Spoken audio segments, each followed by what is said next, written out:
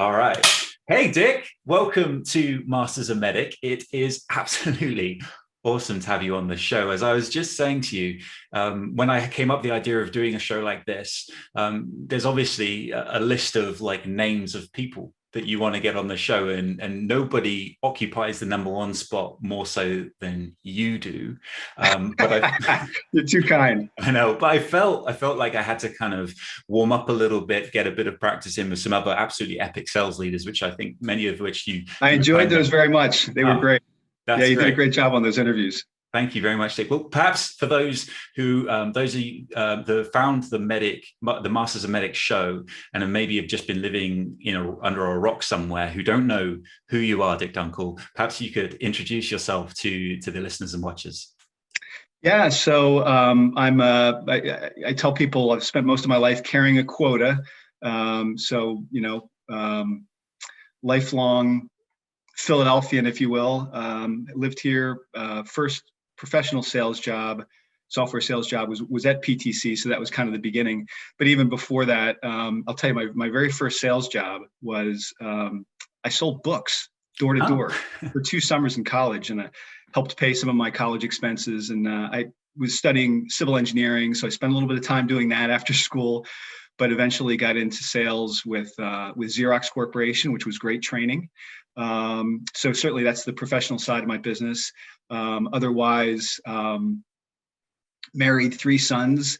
My sons are, in order, a sales guy, an artist, and aspiring to be a backcountry snowboard instructor. So Wow. there's a lot of diversity in the family. But anyway, that's just a little bit about me. I'm currently working for a company called Celonis. Very exciting. I've really spent most of my career working for very innovative technology companies, and that's kind of been my niche. Both as a seller, and then for the past 6 years, really returning back to something that I did for a short time at PTC, which is sales development or sales enablement. So I've sort of toggled back and forth between those 2 roles, but most of the time has really been spent carrying a quota. Right, right. Interesting. And so when you moved from Xerox to PTC, that seems like that was almost like PTC almost had like a desk or something in the foyer of Xerox, because I hear so many of the great sellers that came from to PTC came from Xerox. Was that something, that one of those classic things where you saw your sort of peers making that move and you thought, okay, this sounds like interesting? Well, how did that come about? A little bit, it's actually interesting. I worked for Xerox. I started out selling office equipment. Then I moved to commercial printing. So I was selling like the big iron, the big high-speed duplicators. And then after that, I moved to actually Xerox engineering systems. So I was selling wide format engineering copiers and plotters so that I could tell my parents that I was using my engineering degree. But being there, had become exposed to more engineering environments. Started to hear a little bit about this thing called Pro Engineer, which was really a revolutionary technology. They contacted me, and sort of it all went from there. But when I remember the experience of really talking to PTC and how, Xerox was so buttoned up and so professional and so evolved. PTC was really a different, kind of environment. It was just edgy and fast moving and high accountability, and, and it was very, very exciting and very intense. And it was a great experience. That's interesting. The word you said, or 2 words you said there, high accountability. I think those 2 words, or being accountable, is something that I think has gone on to be associated with the kind of caliber of salesperson, sales leader that came out of PTC. What do you think it is or was that created a high accountability environment at PTC? Yeah. I think it really started at the top, right? You had, Steve Walski and Dick Harrison, who was the president, John McMahon, who was, the head of sales. Those guys were strong leaders with a really clear vision. And they really expected their managers to, commit to the number and find a way to make the number. And that trickled down to every single individual sales rep. And so I think, it really emanated from Dick and to John and to other top sales leaders. So that, I think, in this, when you're in this kind of business where, you know, growth is expected, right? And sometimes you're making forecasts that your pipeline doesn't necessarily support, you know, and you're having to find a way to get there, right? And that's where I think the you know, kind of the intensity and the energy, because, you know, like I said, there was a huge opportunity there for the company, and I think we all felt like we were on a race to grab as much growth and to displace as much old technology as we possibly could. And I think the numbers bear that out, that the company grew from 300 million to $1 billion over the course of, you know, the time that I was there, and they were one of the first software companies to reach $1 billion in annual sales. Right. And I think that mindset that you get from working in environments like that and cultures like that, as a salesperson, it almost imprints on you.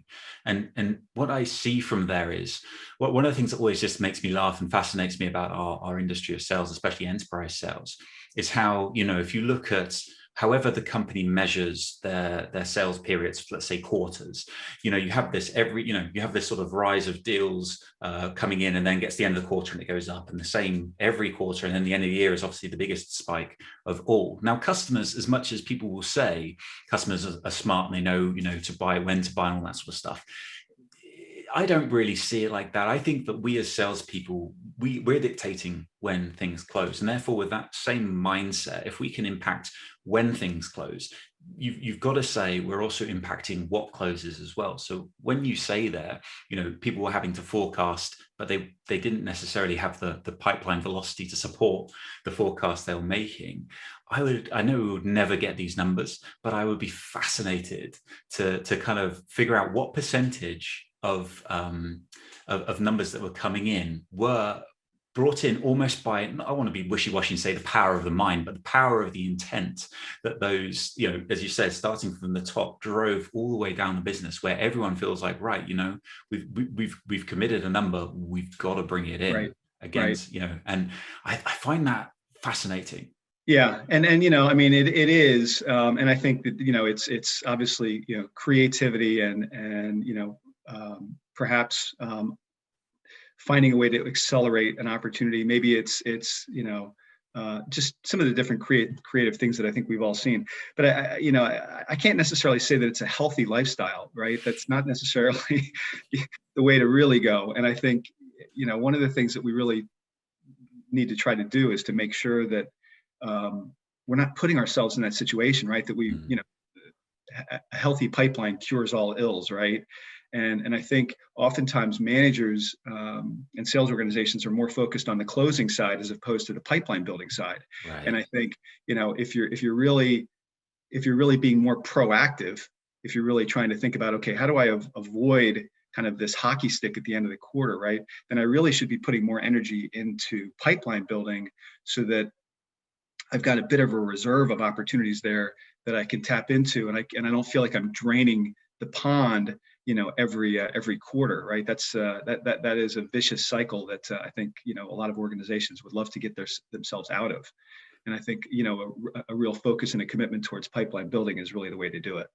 Yeah, I think so too. And like you say, like one of the things that's fascinating to me is the psychology of sales that goes into your success rate. And if you have, it's not just the quantity of pipeline and, you know, the sort of velocity of it going through your sales process that helps, but it's also, I strongly believe, in the seller's mindset as well. If they feel like they've got a lot of pipeline behind them, then therefore they become more selective with their time, and therefore they become more successful because they qualify better and they hold the customer to account more of, you know, of their time. And I think we've talked about this before about I think someone you used to work with at Sprinkler who would talk about a fair exchange of value, and I really like that concept. Perhaps you could expand on that a little. Yeah, no, it's a great topic, and I think a great observation. You know, there has to be a certain fearlessness there, right?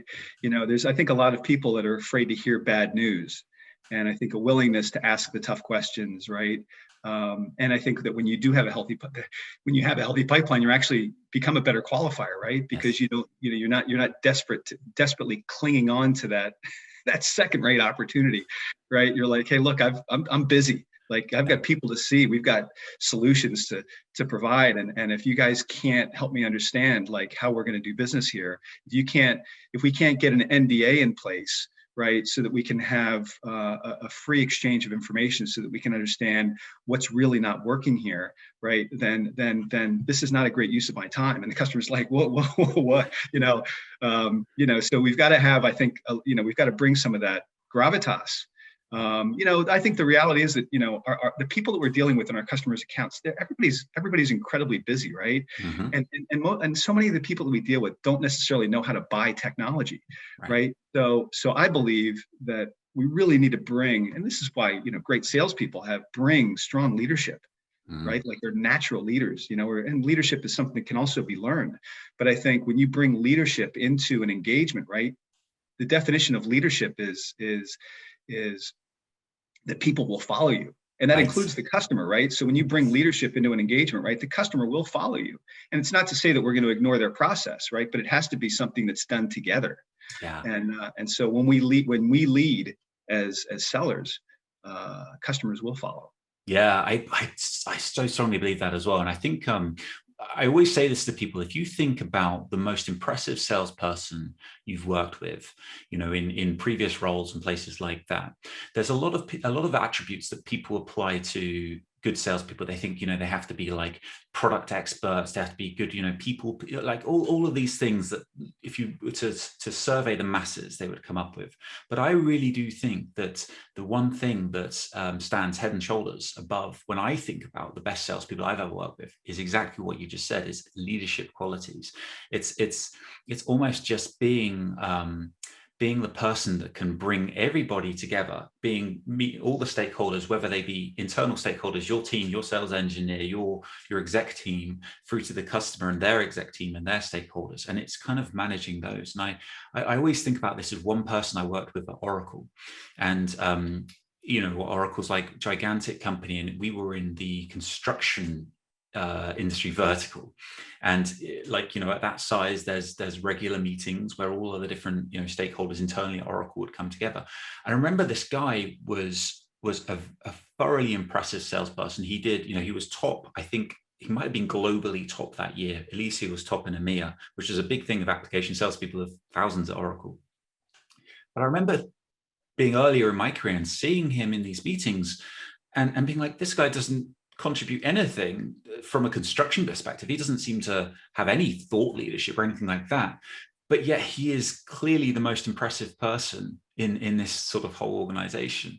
And it's going back to what you were saying. He was able to command leadership because he was so confident in the value that he would provide, that he kind of just filtered out anyone that wasn't going to be a good use of his time. And I think that obviously is a big topic about where MEDDIC is obviously extremely strong, is as a qualification framework. And so I think that's why it goes sort of so hand in hand. You and I are obviously very biased towards of liking MEDDIC, but to kind of take it full circle, I realize we kind of, I know you are probably one of the most modest people I know, Dick.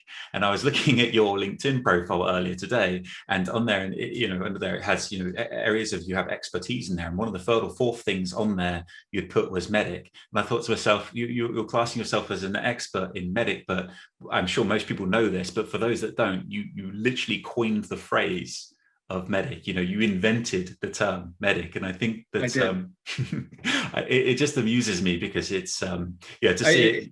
Yeah. I actually did the very first MEDDIC implementation. So I think there's been quite a few since then. But I did the first one.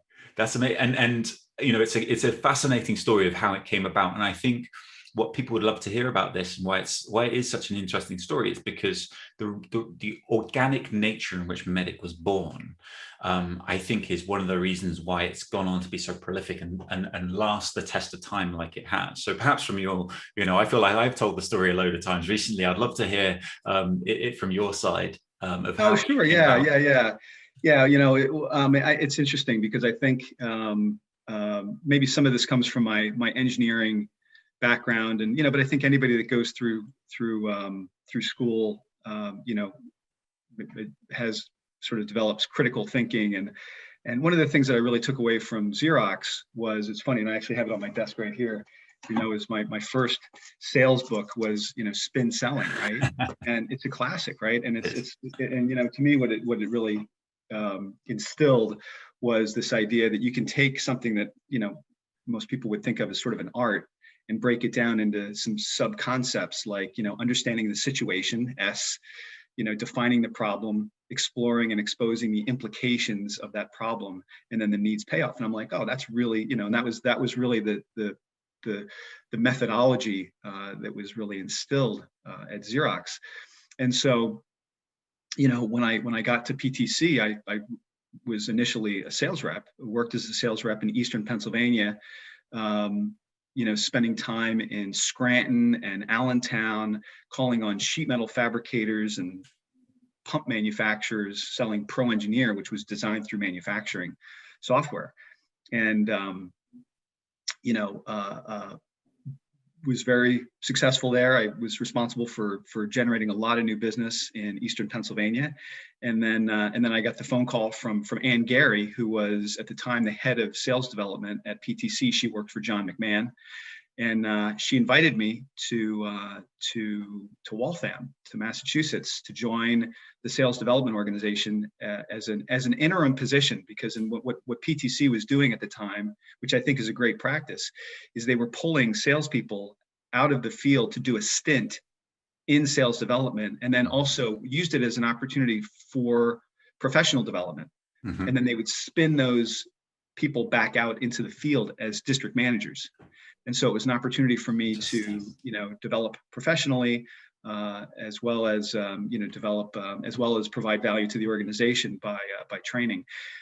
And so at the time, John McMahon had this concept called 5 touches. He wanted to have 5 touches during the first year. Mm-hmm. There was like a new hire class, and then a boot camp, and then and then an intermediate class, and then the boot camp, and then Ann Gary's advanced class. So you had to get an invitation to make it to Ann's class. Oh, that's cool. So I was responsible now for developing this intermediate sales training class, and I worked with a couple of different people. This guy named Dale Monin, who was part of the team at the time.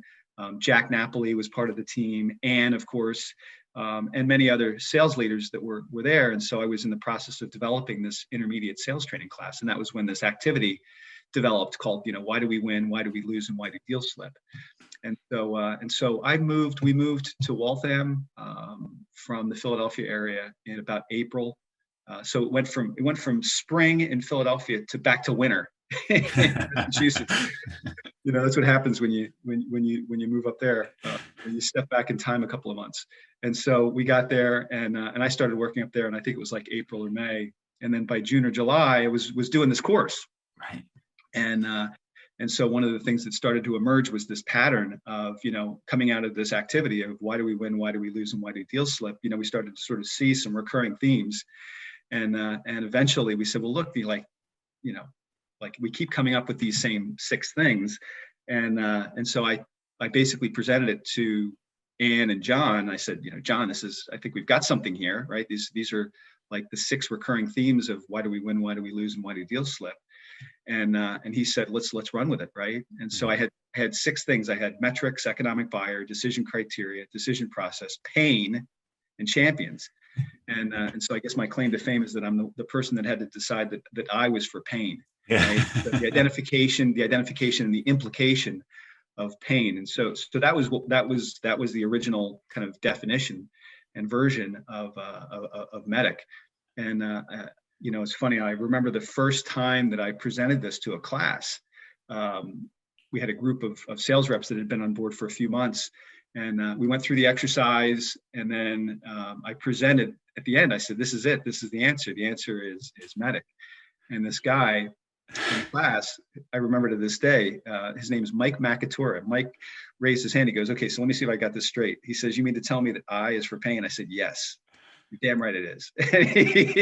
Everybody laughed, and he said that's the worst acronym I've ever heard.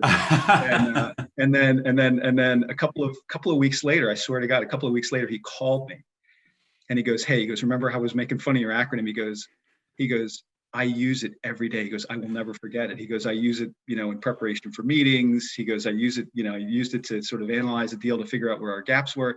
He says, I use it all the time. And, Oh, wow. and so funny story, in preparation for this interview, I exchanged messages with him, and he said, I'm still using it. Of course he is.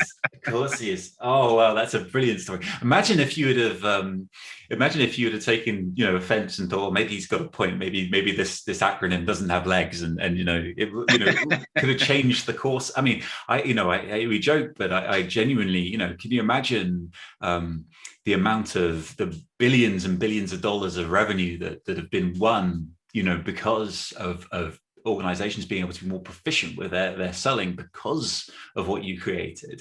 That's fascinating. So but I also want to give maybe just a little bit more context, because I think that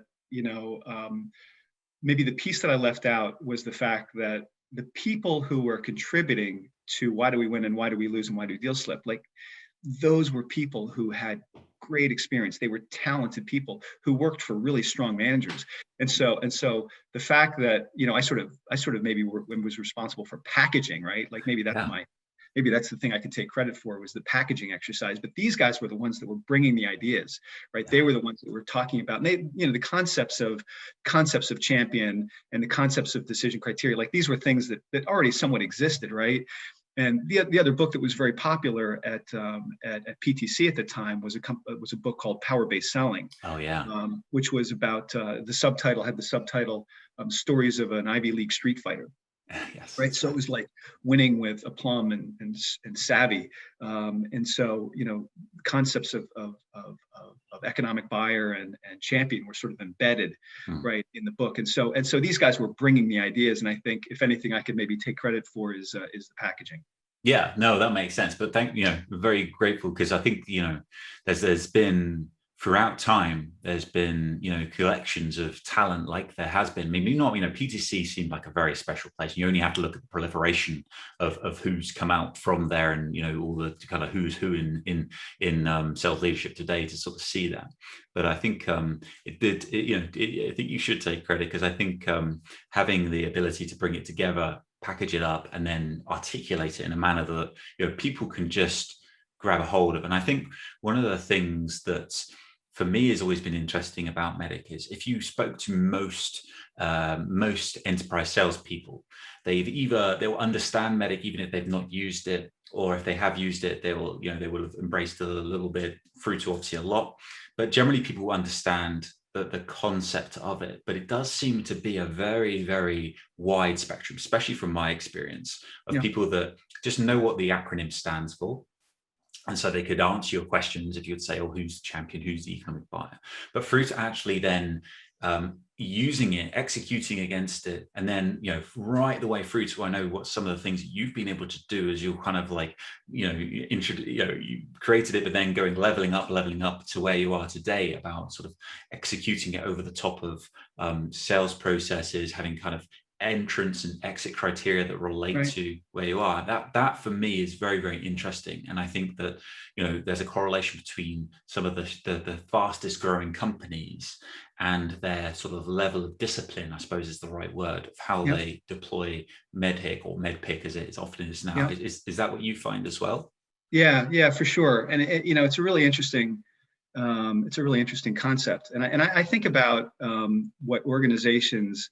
Let's think about organizations that maybe are more of a startup, or an organization that's much smaller, and they don't necessarily have the infrastructure or the management structure or the process to really engage in more of a disciplined kind of environment. And maybe in the early stage company, a lot of companies are bringing in kind of rainmakers, right? You're bringing in people that are really like superstars in the industry. You're bringing in people that can sort of create business, because maybe they come from the industry, or they come from a direct competitor. And so now you've got this small company with a group of very independent kind of rainmakers, and you're like, well, look, I'm just going to let these guys run, right? And so in that kind of environment, you don't necessarily have to have a disciplined environment. You can say, hey, listen, guys, let's all agree, like, the things that we're going to navigate through during our sales processes, we got to make sure we get these things right. We got to make sure that we're clearly identifying a business priority and we're attaching ourselves to that. We've got to make sure that we quantifiably are defining how we're going to impact that solution. We've got to create some decision criteria so we can, get consensus across the decision makers, right? We've got to navigate through an agreed upon process. We've got to develop champions, right? It's like we've got to do all those things, but I'm going to let you guys figure out how and when you do that. Right. So you guys just go, right. And so you can operate like that, right. If you're a smaller, less kind of, if you don't have strong sales leadership, right, you can operate like that.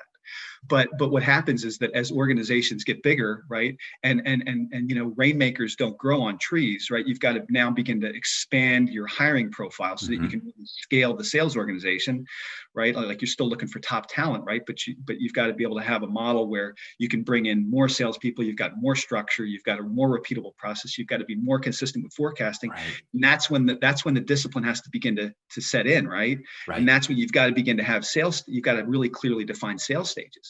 And so that's when, to me, where MEDDIC can become actually more of the less the UI and more the operating system. Love it. Yes. Right. And that's kind of how I think about it. That's the way we're using it at Celonis, is that, every activity doesn't start with one of those letters. Like there's things like, well, you got to get an NDA in place. You got to know if the people that you're dealing with are actually, if the executive decision maker actually knows that we're even talking to their company. Yes. There's like things that that you've sort of embedded in the process so that you can clearly define where are you in the process, right? What's the definition of success within that process? And is there a fair exchange are we delivering value to the customer within that process, right? To me, I think it's an important concept, because then you can have small victories, right? Yes. You can say, hey, we've successfully executed on this discovery process. And the customer's like, yeah, that was great. They get what they need, right? A clear understanding of the problem and the potential solution. We begin to get a clear understanding of how they make decisions. And so now it feels like a win-win, right? Yeah. We've had a quick exchange of value at every sales stage. And so these, to me, these feel like small victories. And when you can have these small victories, small victories lead to your ultimate victory. I love that. I think that's great. I think that's really good. And yeah, you're exactly right. It's that fair exchange of value of saying, because as I'm thinking about this, as you're mentioning it, I'm thinking, that's all well and good.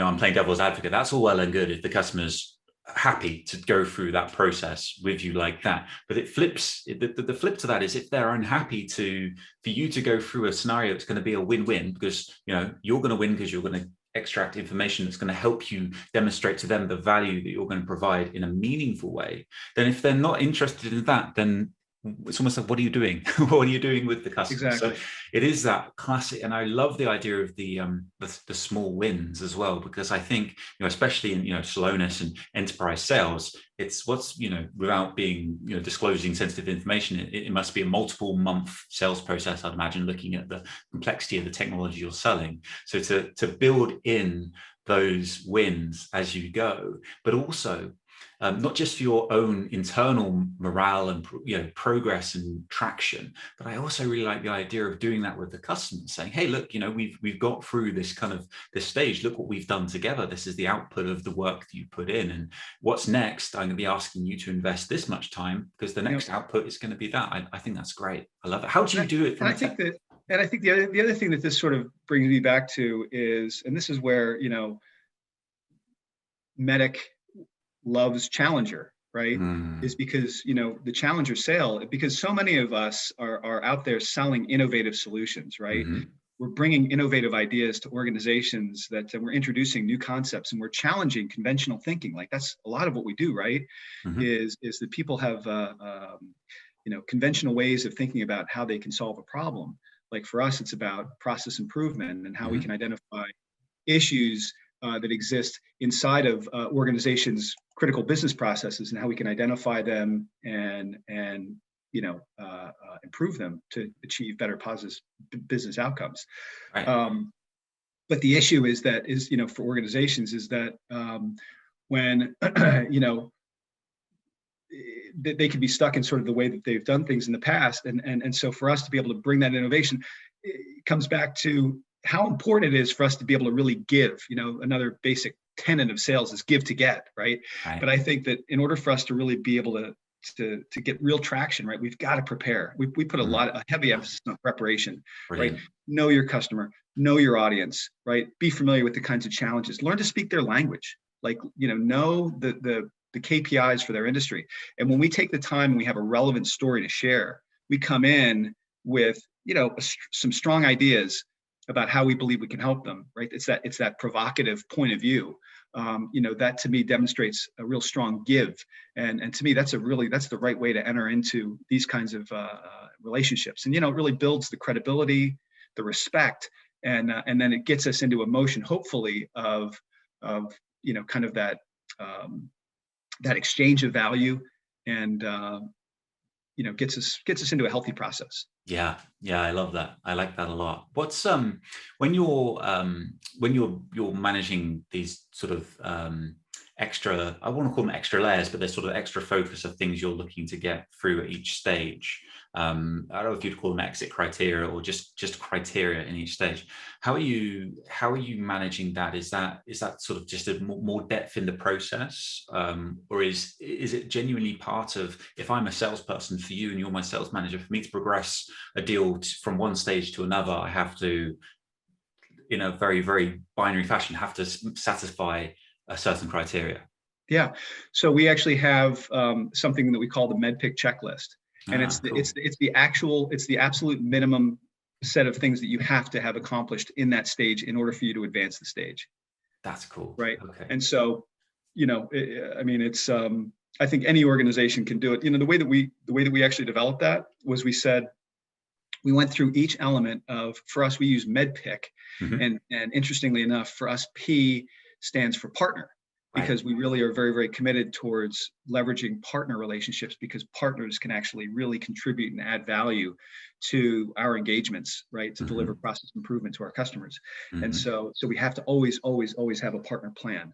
And so what we did is we went through each of the elements and we said, okay, well, what are the small steps that you would go through in order for you to get, for example, M, like, what are the steps that you go through to really secure strong metrics? What are the something that the customer would use to validate and justify an investment in Celonis? What are the steps that we would go through to identify the economic buyer, to secure alignment and sponsorship, and then to get their agreement to move forward together, right? So you can go through and sort of describe what are all the steps that we would go through. And I think actually, Andy, I know you did this in your book, and I think your descriptions were excellent.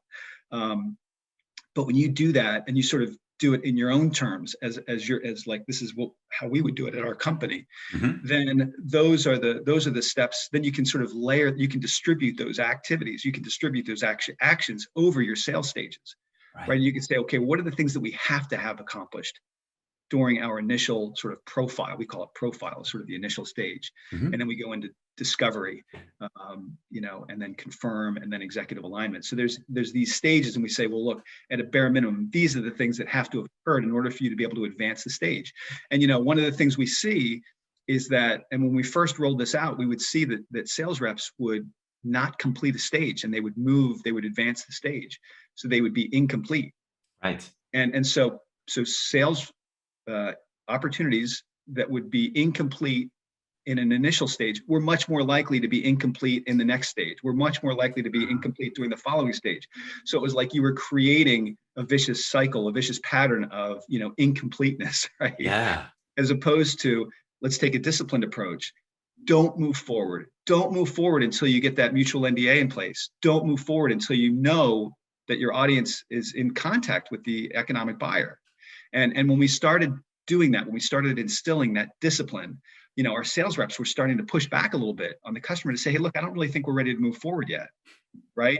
And now all of a sudden, we're doing a better job of qualifying, and we're also qualifying out more. Yes. And I think that's something that many sales reps struggle with, is they struggle with, how do I, okay, qualify out. Well, like, when do I do that? Well, this is helping you figure out the when. This is the answer to the question of when should I qualify? When can I qualify out?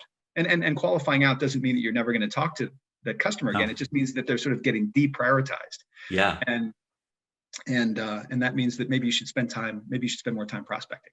Yeah, I love that. I love that. That's great. And you know what? That adds something to something I've been feeling for a while, which is that it amuses me greatly that I think we as salespeople, we are the most pessimistic bunch of people you ever find. You know, we're constantly, we're like Eeyore, right? We're constantly worrying about our competition. We're worrying about the customer doesn't have budget, all the reasons we you know, we're worrying about our deals. And that kind of, to a degree, keeps us on our toes because we're kind of always thinking about what can we do to move a deal forward and all that sort of stuff. But the only time where salespeople are not pessimistic, where we become eternal optimists, is when the question comes, should I qualify out? And for whatever reason, we don't do that enough. Despite no one ever being able to say to me that they regret ever qualifying out, which no one has ever told me they've done. So we've got this funny thing. And what you're talking about there is brilliant, because it's just giving the salesperson more evidence to support that they should either stay in because there's light at the end of the tunnel, we will get these criteria met, or qualify out. And I think the beautiful thing about this, as I often say, is two things will happen when you go to qualify out. The first, the customer will go, yep, you know what, Dick, you're right. Actually, this is not a priority for us. The second thing that will happen, they'll go, oh, no, sorry, Dick, we really are interested. Sorry if I gave you the impression we weren't. It's just we've got a project that's now finished. You have my full attention now. And it changes the dynamic a bit. You know, the other benefit of this approach is that we actually use the checklist as a way to kind of evaluate sales reps' competencies, right? So this, you know, there's a list of anywhere from 6 to 8 things that you need to accomplish at each stage.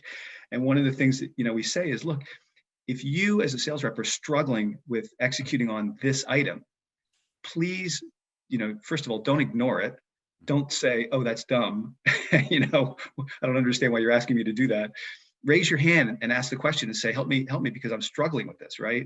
And when you can help sales reps overcome perhaps a blind spot that they have or something that they're struggling with in navigating through a process where, you know, you're getting agreement with the customer, you're getting consensus on next steps, you're, you know, getting them to commit to providing you with the information that you need. You know, you're defining the stakeholders. When you help sales reps identify where those soft spots are, then you can actually provide them with more targeted training, right? And now all of a sudden you can unlock new potential, right, in your sales reps. And so to me, the checklist is not only a way to really navigate through and to help us qualify in or qualify out, but it's also something that we can use from a development standpoint. Right, that's spot on. I love that. I love that. Dick, I know we're running out of time, and I can just tell you now, I already know that people are going to be absolutely loving this episode. So hopefully we can find some more time to pick up this conversation, because I know there was, you know, from our pre-conversation, there's a ton of really interesting things that we can get into. We haven't even touched on, you know, you talked a bit about MEDDIC, MEDDPICC as an operating system. I know that you and I both agree about the scope of MEDDIC going right the way through the revenue operation from pre-sales to post-sales. So that's a whole other exciting topic. But for now, for this, let's wrap it up there. And I just want to say thank you first and foremost. It's been fun, Andy. Yeah, thank you so much for joining. But also thank you for your work with, you know, inventing MEDDIC and everything you've done to date to sort of help the proliferation of it. I know that everyone listening to this will be very, very grateful. And then from me, just personally, I thank you for all your help with the work that I've been doing. You've been an absolutely stellar partner. Thank you so much. Oh, it's been a pleasure. And I'll you know, I think actually MEDDIC turns 25 this spring. So perhaps we should, you know, raise a glass, you know, I would raise a glass to our customers. Yes. Right, because it's the customers who we've worked with, who I think we've really delivered a win-win, right? We deliver a win-win. We deliver something, you know, it's understanding each other and helping them to achieve the things that really matter to their business. And then it's the salespeople who, you know, are helping them to navigate through that process and find the opportunities and bring them into their organizations. I think, to me, you know, those are the people who have brought it to life, and they're the ones that deserve the credit. I think you're spot on. Thank you so much, Dick. All right, my pleasure.